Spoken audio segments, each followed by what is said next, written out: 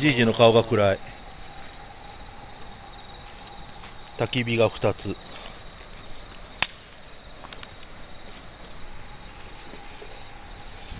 星は見えません。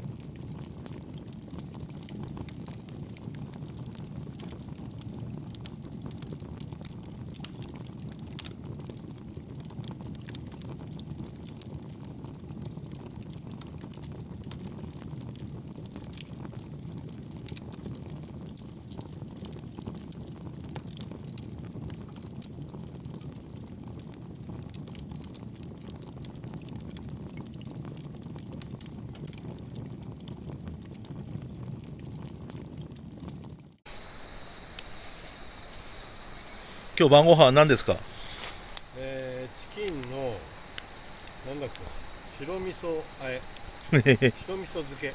こちらはおでんでございます。いや、おでんするって言ったからえ食べた。あれ別におでんにすればよかったじゃん。いや、ちょっとなんかあったんだよ、肉。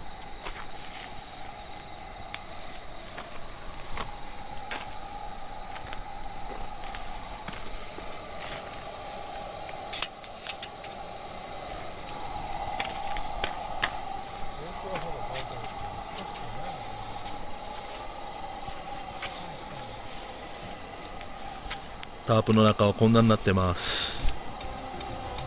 現場からは以上です。